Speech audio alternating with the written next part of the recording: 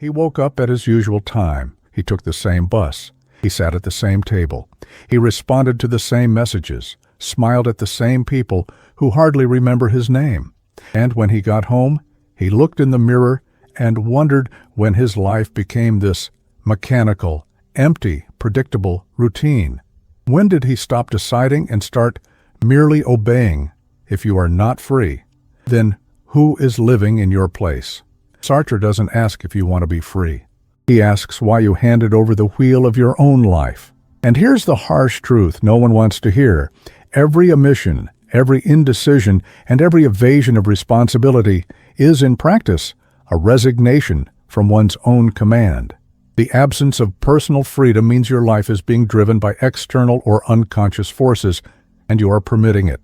Today you will understand how to regain control, how to stop being a ghost within your own existence, how Sartre can teach you to be the author of your life, even when that hurts more than remaining on autopilot. If this situation feels familiar, write it in the comments. Just one line, but it might be the beginning of your true freedom. You think you're choosing, but you're merely reacting. You live according to expectations, comparisons, validation, and that causes you to obey unconsciously. Let's diagnose this silent prison you've built around yourself. The modern man lives under the illusion of autonomy. He believes his decisions are free because no one physically forces him to do anything. But observe his behavior. You wake up when the alarm clock dictates. You wear the clothes society approves. You speak words that won't cause conflict. You choose a career that grants status. You date whom your friends will approve. You smile when you don't feel like it. You stay silent when you should speak. Each of these actions seems like a choice, but in truth, you are following a script you didn't write. You've become an actor playing a character called you. But the director of this play isn't you. It's fear. It's the need for approval. It's laziness to think. It's cowardice to face the consequences. Sartre observes that the man who refuses to accept his radical freedom becomes a slave to invisible forces: public opinion, comfort, security, predictability. You don't realize you're being controlled because the control is subtle. No one points a gun at you.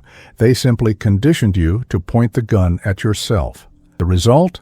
You survive, but do not truly exist. You breathe, but do not live. You speak, but have no voice. You decide, but never truly choose. Sartre defines bad faith as hiding behind roles, excuses, and automatisms. Every time you say, "It's not up to me," you have already ceased to be the author of your existence. Let's delve into Sartrean philosophy to understand how you lost control and how to regain it. For Sartre, existence precedes essence. This means that you first exist, and only then decide who you will be.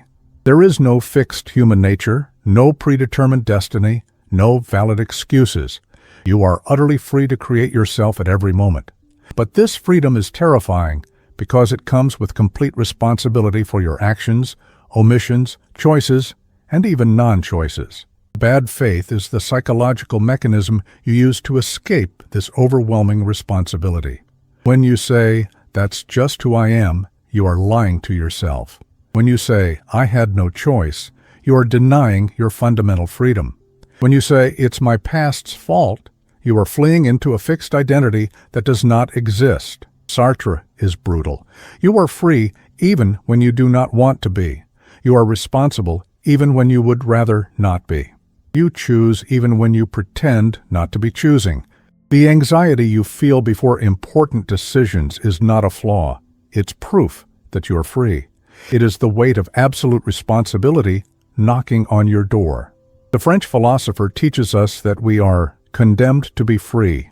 We do not choose to be born, but once here, we are compelled to choose constantly, and each choice defines us. Each action creates us. Even inaction is a choice, the choice to not choose, which is still a form of choosing. Sartrean freedom is not doing whatever you want. It's taking responsibility for how you respond to what happens to you. It's recognizing that you alone are responsible for the meaning you give to your life. It's realizing that no one else can live your life for you. Not your parents, not society, not God. I know a man who, at 35, still lives the life his parents chose for him. He graduated in law because it's a secure profession. He married a good family woman. He bought a house in the right neighborhood. He had children at the right age. And now he sits in a psychologist's office lamenting that his life lacks meaning. One day, he woke up and realized he had never made a genuine decision. All his choices were made to please, not to disappoint, to follow the socially approved script. He has become a stranger to himself, a performer in a life he did not choose.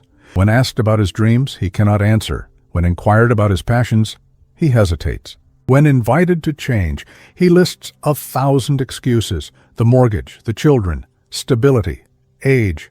Sartre would say he is acting in bad faith. He perceives these circumstances as prisons he himself built. The most tragic part is that he knows, deep down, he knows he is living a lie. But the truth that he is free to change at any moment is more frightening than the comfortable prison he has constructed, because embracing freedom means accepting that all these years of dissatisfaction were a choice. And if he continues to feel unsatisfied, that too is a choice. He prefers to see himself as a victim of circumstances, rather than as the architect of his own prison. He favors the security of non-freedom over the risk of genuine liberation. The past, his parents, culture, fear. Every time you avoid making a conscious choice, someone or something else makes it for you. Sartre compels us to name the invader.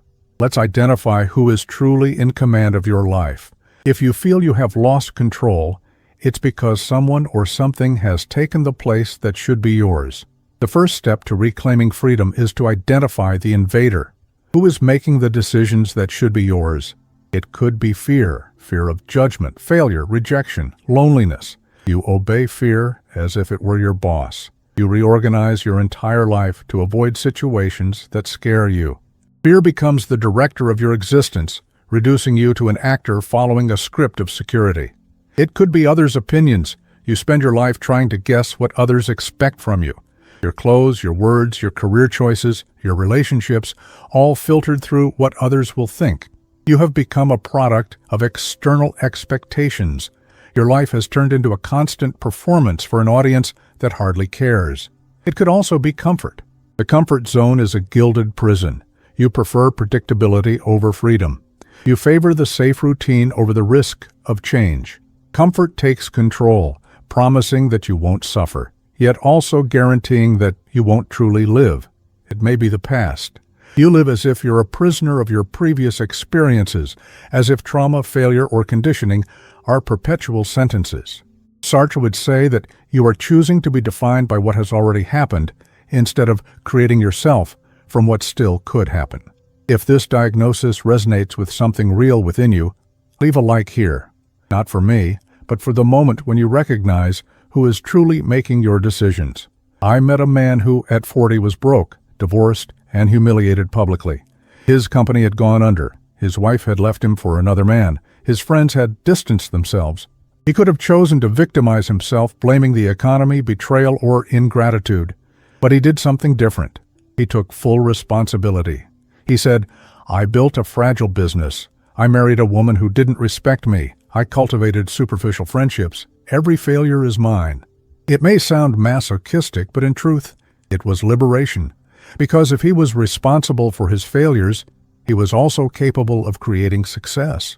Instead of hiding, he reinvented himself. He studied his mistakes as a scientist studies data. He moved to a different city, changed his professional field, and expanded his social circle, not because he was fleeing, but because he was consciously choosing who he wanted to become. At 45, he was married to a woman who admired his courage, running a solid business, surrounded by people who respected his authenticity. What changed? He stopped living on autopilot.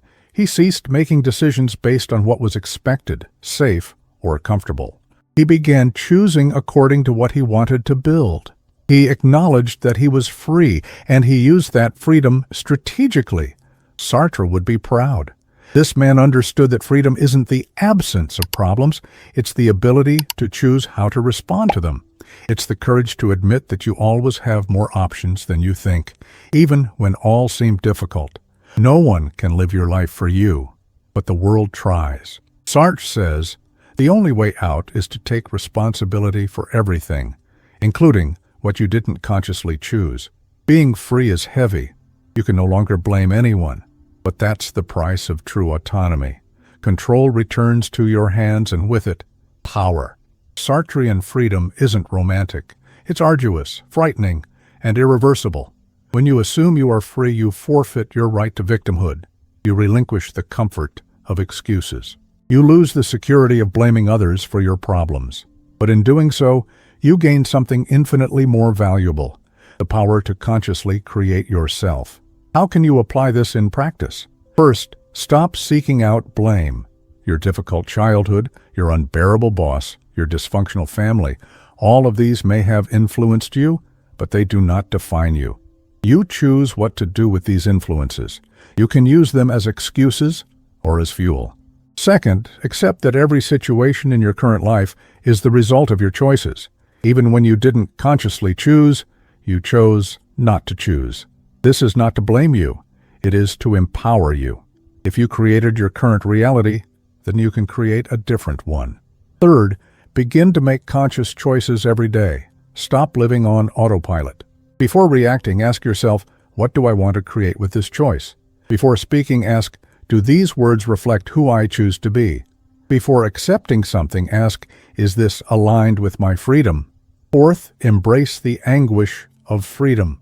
When you have to choose between difficult options, when you feel the weight of responsibility, when you realize there are no excuses, you are not suffering, you are free. The anguish signals that you have stopped obeying and have begun to create. Fifth, use your freedom strategically.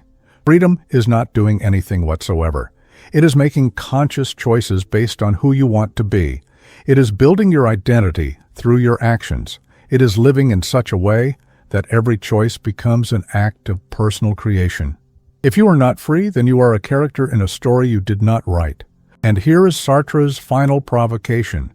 If it's not you who decides, then who is living in your place? And how much longer will you watch your own life from the outside? The brutal truth is this: either you take command of your existence or someone else will. Either you become the author of your story or you accept being a character in others' stories. There is no middle ground. There is no neutrality. Your omission is also a choice, the choice to hand over your life to external forces. Sartre teaches us that freedom is the fundamental human condition. You cannot escape it, even when you try. Every escape from freedom is still an exercise of freedom. You are choosing not to choose. But that is the most cowardly choice of all. It is the preference for the security of imprisonment over the risk of autonomy. A free man is not one who is without problems. He is one who consciously chooses how to confront those problems. He is not one who does not suffer. He is one who assigns meaning to his own suffering. He is not one who never fails. He is one who takes responsibility for his own failures, and, through that, gains the power to create his own successes. Now tell me, are you still going to pretend you have no choice? Or have you realized that freedom is waiting for you to summon the courage? Write in the comments the first decision you will make to regain control. This is your contract with freedom. And if you want to keep hearing truths that no one else will dare to tell you, subscribe.